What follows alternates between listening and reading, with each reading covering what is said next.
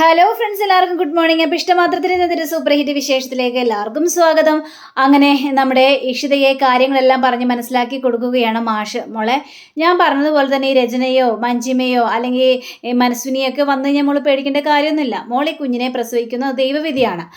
അപ്പോൾ ആ കുഞ്ഞിനെ പ്രസവിക്കുകയും ചെയ്യും, അതിനെ വളർത്തുകയും ചെയ്യും. ഇനിയിപ്പോൾ ഇത് നഷ്ടപ്പെടുമെന്നൊക്കെ ആലോചിച്ച് മോളെ ടെൻഷൻ അടിക്കണ്ട. ഉറപ്പായിട്ടും അവർക്ക് ഒന്നും ചെയ്യാനായിട്ട് കഴിയില്ല മോളെ എന്നും പറഞ്ഞുകൊണ്ട് നമ്മുടെ ഇഷിതയെ ആശ്വാസപ്പെടുത്തി കഴിഞ്ഞപ്പോഴേക്കും ഇഷിതയ്ക്കും അച്ഛൻ്റെ ആ ഒരു ആത്മവിശ്വാസമൊക്കെ കണ്ടു കഴിഞ്ഞപ്പോഴേക്കും വളരെ സങ്കടം തോന്നിയാണ്. അങ്ങനെ മാഷിന് വാക്ക് കൊടുക്കുകയാണ്, ഇല്ലച്ച ഇനി മേലെ ഞാൻ സങ്കടപ്പെടില്ല, അച്ഛൻ പറഞ്ഞതുപോലെ തന്നെ ഇഷിത ഹാപ്പി ആയിരിക്കും എന്ന രീതിയിൽ തന്നെ വാക്ക് കൊടുക്കുക.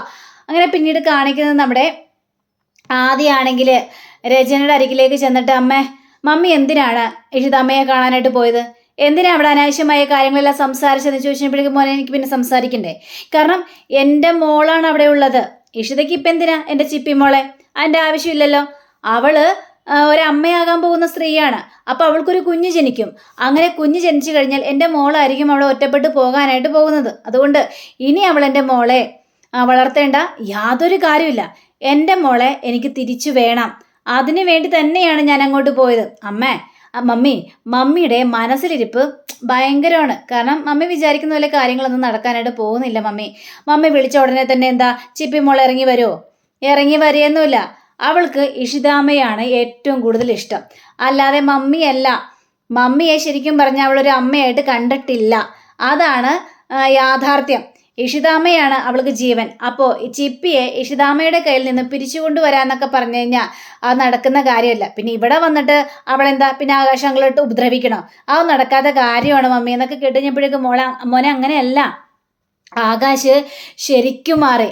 ആകാശ് എന്ന് തന്നെയാണ് പറഞ്ഞത്, ചിപ്പിമോളെ വിളിച്ചുകൊണ്ട് വാ, ചിപ്പിമോളെയും ആദിയെയും ഒക്കെ എനിക്ക് ഒരുപാട് സ്നേഹിക്കണം, അവരെൻ്റെ മക്കൾ തന്നെയാണ്, അവരെ ഇനി ഒരിക്കലും ഞാൻ വേദനിപ്പിക്കില്ല എന്നൊക്കെ പറഞ്ഞുകൊണ്ട് ആകാശ് എന്നോട് കുറേ കാര്യങ്ങളെല്ലാം പറഞ്ഞായിരുന്നു. മോനെ, ആകാശിനെ നീ വിശ്വസിക്കണം. കാരണം നിൻ്റെ അടുത്തും ഒരുപാട് മാറ്റങ്ങളെല്ലാം കാണിച്ചിട്ടില്ലേ ആകാശ്? ഇപ്പോൾ എന്ത് ശാന്ത സ്വഭാവനാണ്. നിന്നിപ്പോൾ വഴക്ക് പറയാറുണ്ടോ? നീ പറ. നിന്നെന്തെങ്കിലും തല്ലാറുണ്ടോ? ഇല്ലല്ലോ. ഇപ്പോൾ വളരെയേറെ ശാന്ത രൂപത്തിലല്ലേ ആകാശ് പോകുന്നത് എന്നൊക്കെ ചോദിച്ചപ്പോഴേക്കും മമ്മി പറഞ്ഞതൊക്കെ ശരി തന്നെയാണ്. പക്ഷേ ഇങ്ങനെയൊക്കെ കാണിക്കുന്നുണ്ടെങ്കിലും ഈ അങ്കിളുടെ മനസ്സിൽ വേറൊരു ലക്ഷ്യമുണ്ട് മമ്മി. അതുകൊണ്ടാണ് അങ്ങേര് ഇങ്ങനെയൊക്കെ കാണിച്ചു കൂട്ടുന്നത്, അല്ലാതെ വേറൊന്നും കൊണ്ടല്ല എന്നൊക്കെ പറയാണ്. ഇല്ല മോനെ, ഞാൻ പറഞ്ഞ സത്യമാണ്. മമ്മി എല്ലാം ആലോചിച്ചും കണ്ടും വേണം പെരുമാറാനായിട്ട്. എൻ്റെ ഡാഡി, ആ ഡാഡിയാണ് എനിക്ക് വലുത്, അല്ലാതെ ഈ ആകാശങ്ങളൊന്നും അല്ല. ആകാശങ്ങൾ എനിക്ക് അന്യം തന്നെയാണ്. എൻ്റെ ഡാഡി പറയുന്ന കാര്യങ്ങൾ മാത്രമേ ഞാൻ അനുസരിക്കത്തുള്ളൂ. മനസ്സിലായല്ലോ മമ്മിക്ക് എന്നും പറഞ്ഞുകൊണ്ട് നമ്മുടെ ആദ്യം അവിടെ നിന്ന് പോവുക. അപ്പോൾ ആദ്യം അവിടെ നിന്ന് പോയി കഴിഞ്ഞപ്പോഴേക്കും രചനയ്ക്ക് കല്ലിയും വരിക്കണം. അവൻ്റെ ഒരു ഡാഡി തീർക്കും, ഞാൻ എല്ലാത്തിനെയും ഞാൻ തീർക്കും എന്ന് രചന ഇങ്ങനെ പറഞ്ഞുകൊണ്ടിരിക്കുക. പിന്നീട് കാണിക്കുന്നത് നമ്മുടെ ഇഷിതയാണ്. അപ്പോൾ ഇഷിതയാണെങ്കിൽ ആകെ സങ്കടം, ഒരു മൂഡ് ഓഫൊക്കെയാണ് എത്രയൊക്കെ ഹോസ്പിറ്റലിൽ നിന്ന് വന്നാലും. അങ്ങനെ ഇഷിത ഇപ്പോൾ കുഴപ്പമൊന്നുമില്ലല്ലോ? ഇല്ല മഹേഷ്, എനിക്ക് കുഴപ്പമൊന്നുമില്ല, നിങ്ങൾ ഇങ്ങനെ താങ്ങി പിടിച്ച് നിൽക്കേണ്ട ആവശ്യമൊന്നുമില്ല, എന്തിനാ അമ്മ ഇങ്ങനെ താങ്ങി പിടിച്ച് നിൽക്കുന്നതെന്നൊക്കെ സ്വപ്നവലിയോട് ചോദിക്കണം. ഇവൾ അങ്ങനെയൊക്കെ പറയൂട്ടോ മോനെ, പക്ഷെ ഇവളുടെ എല്ലാ കാര്യങ്ങളും ശ്രദ്ധിച്ചോളണം. എന്നെ കൊണ്ട് ഒരു കാര്യവും ജോലിയൊന്നും ചെയ്യിപ്പിക്കാനായിട്ട് പാടില്ല, എപ്പോഴും നിൻ്റെ കണ്ണെപ്പോഴും വേണോട്ടോ മോനെ എന്നൊക്കെ പറഞ്ഞപ്പോഴേക്കും അത് പിന്നെ ഞാൻ ഏറ്റു അമ്മയെന്നൊക്കെ മഹേഷും പറയണം. അപ്പോൾ ഇവർ രണ്ടുപേരും കൂടി അവിടെ നിന്ന് പോയി കഴിഞ്ഞപ്പോഴേക്കും, എടോ ഇഷിത, തനിക്ക് എന്താണ് പ്രശ്നം? എന്തിനാണ് ഇങ്ങനെ കിടന്ന് സങ്കടപ്പെടുന്നത്? അതിൻ്റെ കാര്യമില്ല. ഇല്ല മഹേഷേ, എനിക്ക് സങ്കടമൊന്നുമില്ല. അപ്പോൾ ചിപ്പി വരിക. ചിപ്പി വന്നിട്ട് ചോദിക്കുകയാണ്, എന്താ അമ്മയ്ക്ക് എന്താ പറ്റിയത്?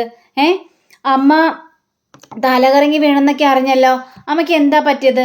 ഞാൻ സ്കൂൾ വിട്ട് വന്നപ്പോഴേ അപ്പയ്യ എന്നോട് പറഞ്ഞത് ഇഷിതാമ്മ തലയിറങ്ങി വീണു, അതുകൊണ്ട് ഹോസ്പിറ്റലിലാണെന്ന്, വയ്യാന്നൊക്കെയാ എന്നോട് പറഞ്ഞത്. എന്താ അമ്മയ്ക്ക് പറ്റിയത്?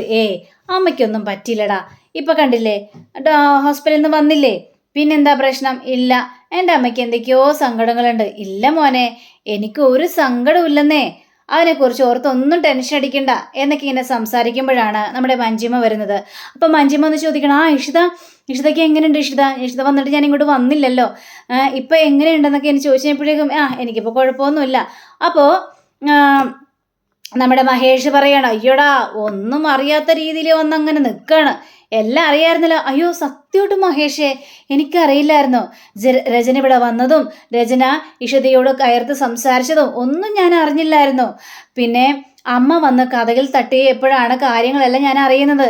ഞാൻ ഹെഡ്സെറ്റും വെച്ച് പാട്ട് കേട്ടുകൊണ്ട് കിടക്കുകയായിരുന്നു. ആണോ?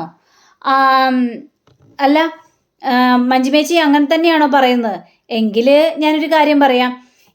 എന്തായാലും വിശേഷങ്ങളെല്ലാം അന്വേഷിക്കാൻ വേണ്ടി വന്നതല്ലേ. മഞ്ജുമേച്ചി ഒരു കാര്യം ചെയ്യും, കുറച്ച് ചൂടുവെള്ളം എടുത്തിട്ട് വാ കുളിക്കാനായിട്ടേ. ആർക്കാ?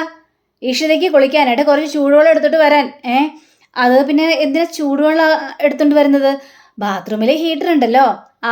ഹീറ്റർ 2 ദിവസമായിട്ട് വർക്ക് ചെയ്യുന്നില്ല. അതുകൊണ്ടാണ് ചൂടുവെള്ളം ഉണ്ടാക്കിക്കൊണ്ടുവരാൻ പറഞ്ഞത്. അല്ല മഹേഷേ, ഞാൻ നോക്കട്ടെ പോയി ഇന്ന് ബാത്റൂമിൽ. അല്ല, നിങ്ങൾ ഇലക്ട്രീഷ്യൻ്റെ പരിപാടിയും തുടങ്ങിയോ? ഞാൻ അറിയാൻ പാടില്ലാണ്ട് ചോദിക്കുകയാണ്.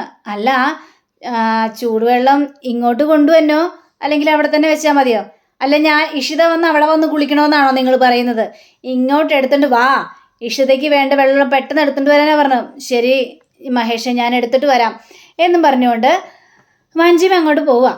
മഞ്ജിമ പോയിക്കഴിഞ്ഞപ്പോഴേക്കും ചിപ്പിക്ക് ഭയങ്കര സന്തോഷം തോന്നി. ഒരു പണിഷ്മെൻറ്റ് കൊടുത്തല്ലോ എന്നൊക്കെ അറിഞ്ഞു കഴിഞ്ഞപ്പോഴേക്കും. അപ്പോൾ ഇഷിത ഇങ്ങനെ ചോദിക്കണം, എന്തിനാണ് മഹേഷേ, എന്തിനാണ് അവരുടെ ഇങ്ങനെ ബുദ്ധിമുട്ടിക്കുന്നത്? എൻ്റെ കാര്യമൊന്നുമില്ല, ബുദ്ധിമുട്ടേന്നേ, കുറച്ചങ്ങനെ ബുദ്ധിമുട്ടണമല്ലോ അവർക്കിട്ട്. ഇതല്ല, ഇതിനപ്പുറം പണി കൊടുക്കാനായിട്ടൊക്കെ എനിക്ക് നന്നായിട്ട് അറിയാഞ്ഞിട്ടൊന്നും അല്ല എന്നൊക്കെ ഇങ്ങനെ പറയാം.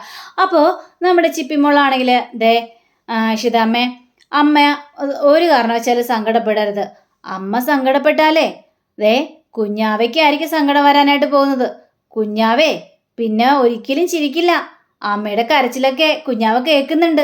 ഇത് കേട്ട മഹേഷാണെങ്കിലും ആഹാ കൊള്ളാലോ, നിനക്കിതെങ്ങനെ അറിയാം എന്ന് ചോദിച്ചപ്പോഴേക്കും എനിക്കറിയാം ഡാഡി, എന്നോടേ ആദ്യേട്ടൻ പറഞ്ഞിട്ടുണ്ട്.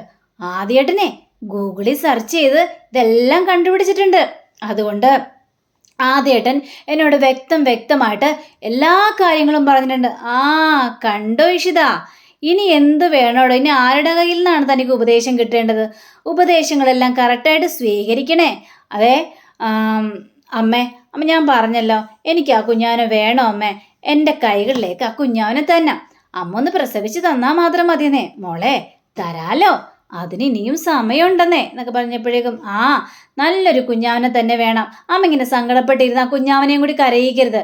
ആ കുഞ്ഞാവനെ ഞങ്ങളുടെ കയ്യിലേക്ക് തന്നാൽ മാത്രം മതി. ഞാനും ആദ്യേട്ടനും കൂടി കുഞ്ഞാവനെ പൊന്നുപോലെ നോക്കിക്കോളാം. പിന്നെ അമ്മ ആ കുഞ്ഞാവനെ തിരിഞ്ഞു നോക്കേണ്ട ആവശ്യമില്ല. കുളിപ്പിക്കുന്നതും കണ്ണെഴുതി പൊട്ട് തൊടുന്നതും ഒക്കെ ഞാനും ആദ്യേട്ടനും ഒക്കെ ചെയ്തോളാം കേട്ടോ എന്നും പറഞ്ഞുകൊണ്ട് ഭയങ്കര സന്തോഷത്തോടു കൂടി തന്നെ ചിപ്പിയും അതേപോലെ തന്നെ ഇഷിതയും കൂടി കെട്ടിപ്പിടിക്കുകയാണ്. ഇഷിതയ്ക്ക് കൊച്ചിൻ്റെ വാക്കുകളെല്ലാം കേട്ട് കഴിഞ്ഞപ്പോഴേക്കും ആകെ അങ്ങോട്ട് മനസ്സങ്ങോട്ട് നിറയുകയും ചെയ്യാണ്. അപ്പോൾ ഈ ചിപ്പി അവിടെ നിന്ന് പോവാണ്. ചിപ്പി അവിടെ നിന്ന് പോയി കഴിഞ്ഞപ്പോഴേക്കും കണ്ടില്ലേ, മോള് പറഞ്ഞത് കേട്ടില്ലേ എൻ്റെ ഇഷിത? ഇതിൽ പര സന്തോഷം തനിക്കിനി എന്ത് കിട്ടാനുണ്ട്? എല്ലാവരുടെയും മനസ്സൊന്ന് കാണടോ. താൻ ഇങ്ങനെ സങ്കടപ്പെടുമ്പോൾ എല്ലാവർക്കും അത് സങ്കടം തന്നെയാണ്. ഇത് കിട്ടഞ്ഞപ്പോഴേക്കും ഇഷിതയാണെങ്കിൽ അല്ല, ഞാൻ കാരണം ഇപ്പോൾ മഹേഷിനാണ് ശരിക്കും ബുദ്ധിമുട്ടല്ലേ? ശരിക്കും മെൻ്റലാവുന്ന രീതിയിലാണല്ലേ? ഈ കണക്കിന് പോയി കഴിഞ്ഞിട്ടുണ്ടെങ്കിൽ ഞാൻ ഏതെങ്കിലും മെൻ്റൽ ഹോസ്പിറ്റലിൽ കിടക്കേണ്ടി വരുമെന്നാണ് എനിക്ക് തോന്നുന്നത്. ഇത് കേട്ടോ ഇഷിതയാണെങ്കിൽ ആകെ ചിരിക്കുകയാണ്. അപ്പോൾ ഇഷിത പറയാണ്, ഇല്ല മഹേഷേ, ഇനി ഞാൻ മഹേഷിനെ വിഷമിപ്പിക്കില്ല. പക്ഷേ ഇപ്പോഴും എനിക്ക് വിശ്വസിക്കാൻ പറ്റുന്നില്ല, ഞാനൊരു കുഞ്ഞിൻ്റെ അമ്മയാകാൻ പോവുകയാണോ എന്നൊക്കെ ആലോചിക്കുമ്പോൾ. അത് ശരി എടോ, ഇത്രയൊക്കെ സംഭവിച്ചിട്ട് തനിക്കത് വിശ്വാസമാകുന്നില്ലെന്നോ? ഇതിൽ കൂടുതൽ ഞാൻ എന്ത് തെളിവ് തരാനാണ് എൻ്റെ ഇഷിത? അപ്പോൾ ഇഷിതയുടെ വയറൊക്കെ കുറച്ച് വീർത്തിരിക്കുകയാണല്ലോ. ആ ഒരു കാര്യമാണ് നമ്മുടെ മഹേഷ് പറഞ്ഞത്. അങ്ങനെ നമ്മുടെ ഇഷിത വയറൊന്ന് തടയി കഴിഞ്ഞപ്പോഴേക്കും അവിടെ കൊച്ചിങ്ങനെ വയറ്റിൽ കിടന്നിങ്ങനെ ചവിട്ടുന്ന ആ ഒരു സ്പർശനം നമ്മുടെ ഇഷിത അറിഞ്ഞപ്പോഴേക്കും മഹേഷേ, ഇപ്പം എനിക്ക് വിശ്വാസമായി മഹേഷ്. അത് ശരി, ഞാൻ ഇത്രയും പറഞ്ഞിട്ടും വിശ്വാസമാകാത്ത കാര്യത്തിൽ എനിക്ക് ഇപ്പം വിശ്വാസമായിരുന്നോ? അതെന്താ വിശ്വാസമാണ്? അതെ, ഞാൻ വയറി തൊട്ടപ്പോഴേ എൻ്റെ കുഞ്ഞില്ലേ അടിവയറ്റിലായിട്ട് ചവിട്ടുന്നത് പോലെ എനിക്ക് ഫീലിംഗ് തോന്നി മഹേഷേ. എൻ്റെ കുഞ്ഞിൻ്റെ അനക്കം എനിക്ക് അറിയാനായിട്ട് സാധിച്ചു മഹേഷ് എന്ന് പറയാം. കണ്ടോ, അപ്പം മനസ്സിലായല്ലേ? എനിക്കിപ്പോൾ പൂർണ്ണ വിശ്വാസമായി. ഇനി ഞാൻ ടെൻഷൻ അടിക്കില്ല മഹേഷേ, ഉറപ്പുള്ള കാര്യം തന്നെയാണ്. മഹേഷിന് കേൾക്കണോ എന്ന് ചോദിച്ചപ്പോഴേക്കും അങ്ങനെയാണോ? അങ്ങനെയാണെങ്കിൽ എനിക്കതൊന്നും അറിയണമല്ലോ എന്ന് പറഞ്ഞുകൊണ്ട് നമ്മുടെ മഹേഷ് ചെവി വെച്ച് നോക്കുകയാണ്. അച്ഛൻ വന്നു കഴിഞ്ഞപ്പോഴത്തേക്കും മോളെ മാറിക്കളഞ്ഞ് അനങ്ങുന്നില്ല എന്ന് പറയാം. അത് മഹേഷിനെ സങ്കടപ്പെടുത്തണ്ടെന്ന് വിചാരിച്ചുകൊണ്ടായിരിക്കും. മഹേഷ് ഇവിടെ കിടക്ക്. ഇനി മഹേഷിന് ഞാൻ സങ്കടപ്പെടുത്തേയില്ല. ഇത് ഞാൻ തരുന്ന വാക്കാണ് മഹേഷിന്. മഹേഷേ എന്നെ ചേർത്ത് പിടിച്ച് കിടക്ക് എന്ന് പറഞ്ഞുകൊണ്ട് ഇഷിതയെ കെട്ടിപ്പിടിച്ച് ഇങ്ങനെ കിടക്കാണ്. എന്നിട്ടേ മഹേഷ് ഒരു മൂളിപ്പാട്ട് പാടിയേ. അത് വേണോ ഇഷിത? ഇനി കൊച്ചിനെ ഉറക്കാനാണോ അല്ലെങ്കിൽ കൊച്ചിനെ എണീപ്പിക്കാനാണോ? അല്ല, മഹേഷിൻ്റെ മൂളിപ്പാട്ട് എൻ്റെ കുഞ്ഞ് കേൾക്കണം. കുഞ്ഞ് കേട്ട് അത് ആസ്വദിച്ച് കിടക്കുന്നത് കാണാനാണ് എനിക്കിഷ്ടം എന്ന് പറയാണ്. ശരി, ഞാൻ മൂളിപ്പാട്ട് പാടാം എന്ന് പറഞ്ഞുകൊണ്ട് നമ്മുടെ മഹേഷ് ഒരു മൂളിപ്പാട്ടൊക്കെ പാടിക്കൊടുക്കുക. ഇഷിതയാണെങ്കിൽ അതും കേട്ട് ആസ്വദിച്ച് കിടക്കുകയും ചെയ്യാണ്. പിറ്റേ ദിവസം രാവിലെ ആയി കഴിഞ്ഞപ്പോഴേക്കും ദാ വരുന്നു നമ്മുടെ ആഷിതയും സുചിത്രയും കൂടി വരികയാണ്. ചേച്ചിയെ കണ്ടു കഴിഞ്ഞപ്പോഴേക്കും ആ ചേച്ചി എന്ന് പറഞ്ഞുകൊണ്ട് ചാടി എണീക്കുക. അയ്യോ എൻ്റെ പൊന്നു മോളെ, നീ ചാടി നണിക്കേണ്ട, ഇവിടെ ചാരി ഇരിക്കുക എന്ന് പറഞ്ഞുകൊണ്ട് ചാരി ഇരുത്തിക്കുകയാണ്. നിനക്ക് എന്താടി പറ്റിയത്? എല്ലാം അറിഞ്ഞിട്ട് തന്നെയാണ് വരുന്നത്. നീ എല്ലാവരും എന്തിനിങ്ങനെ വിഷമിപ്പിക്കുന്നത് എന്ന് ചോദിക്കുമ്പോൾ ചേച്ചി ഞാൻ വിഷമിപ്പിക്കുന്നല്ലെന്ന്, ഞാനിപ്പോൾ ഓക്കെയാണ്. ഞാൻ മഹേഷിന് വാക്ക് കൊടുത്തല്ലോ, ഞാൻ സങ്കടപ്പെടില്ല എന്നും ഇനി ഞാൻ ഡിപ്രഷനിലേക്ക് പോയില്ല എന്നൊക്കെ ഞാൻ മഹേഷിന് വാക്ക് കൊടുത്തിട്ടുണ്ട്. ഇത് കേട്ട സുചിത്രയാണെങ്കിലും വാക്കൊക്കെ അങ്ങനെ നടക്കും, പക്ഷെ അതൊന്നും പാലിക്കൂലെന്ന് മാത്രം. അങ്ങനെയാണല്ലോ ഇഷിതേച്ചി ചെയ്തുകൊണ്ടിരിക്കുന്നത്. ഇല്ലെന്നേ, ഞാനിപ്പോൾ ഓക്കെയാണ്. എവിടെ ആ മഞ്ജിമ? അവരെ ഞാനിന്ന് ശരിയാക്കും. എടി വേണ്ട, നിന്റെ നാത്തൂനാകാൻ പോകുന്ന ആളാണ്. ഇത് കഴിഞ്ഞപ്പോഴേക്കും എൻ്റെ നാത്തൂനാകുന്ന ഒരു അവസരം വരട്ടെ, അവരെൻ്റെ താലി അറക്കാൻ നോക്കിയാലേ അവരെ ഞാൻ ശരിയാക്കും, ഞാൻ നിന്ന് കൊടുക്കില്ല എന്നൊക്കെ പറയണം. നീ എന്തൊക്കെയാണ് ഈ പറയുന്നത് എന്നൊക്കെ ഇഷിത ഇങ്ങനെ ചോദിക്കണം. അപ്പോൾ ആഷിതയാണെങ്കിൽ അവൾ പറഞ്ഞാൽ എന്താ കാര്യം, ഏതായാലും ഞങ്ങൾ അവരെ ഒന്ന് കാണാൻ പോകുന്നുണ്ട്. അവരല്ലേ ഈ പ്രശ്നങ്ങൾ മൊത്തം ഉണ്ടാക്കിയത്, അവരൊന്ന് കാണട്ടെ. ആശേച്ചി എന്തൊക്കെയാ ആശേച്ചി, നിങ്ങൾ എന്തിനുള്ള പുറപ്പാടാ? അവരെ കണ്ട് 2 വർത്തമാനം പറയാൻ വേണ്ടി തന്നെ ഇങ്ങോട്ട് വന്നത്. അവരടുക്കളയിൽ ഉണ്ടാവുമായിരിക്കുമല്ലോ, കൊടുക്ക് ഞാൻ അവർക്കിട്ട് എന്നും പറഞ്ഞുകൊണ്ട് ഇവർ രണ്ടുപേരും കൂടി നേരെ അങ്ങോട്ട് ചെല്ലുക. അപ്പോൾ ഈ മഞ്ജിമയാണെങ്കിൽ പച്ചക്കറിയൊക്കെ കച്ചകച്ചാന്നും പറഞ്ഞ് അരിയണ ദേഷ്യവും ഉണ്ട്. അവരെന്നെക്കൊണ്ട് ജോലിയെല്ലാം ചെയ്യിപ്പിക്കുന്നല്ലേ. 2 എണ്ണം വന്നിട്ടുണ്ട്, വലിഞ്ഞു കയറി വിരുന്നുകാരാണെന്ന് പറഞ്ഞുകൊണ്ട്. അവറ്റകളെയൊക്കെ ഈ ഭക്ഷണം കൊടുത്ത് അടിച്ചോടിക്കേണ്ട സമയമായി എന്ന് പറഞ്ഞ് തീരേണ്ട താമസം ദേ മഞ്ജിമയുടെ മുന്നിൽ ഇവർ രണ്ടുപേരും വന്ന് നിൽക്കുക. ഇവരെ കണ്ടു കഴിഞ്ഞപ്പോഴേക്കും മഞ്ജിമ ആകെ ഞെട്ടി വായം പൊളിച്ച് നോക്കിയിരിക്കുന്നൊരവസ്ഥ. അപ്പോൾ അങ്ങനെയും കാണിച്ചുകൊണ്ടാണ് നമ്മുടെ ഇന്നത്തെ റിവ്യൂടെ അവസാനിച്ചിരിക്കുന്നത്. അടുത്ത റിവ്യൂവിനായി കാത്തിരിക്കുക, സബ്സ്ക്രൈബ് ചെയ്യുക. എല്ലാവർക്കും നല്ലൊരു ദിനം ആശംസിച്ചുകൊണ്ട് തന്നെ നമസ്കാരം. Thank you. See again. By.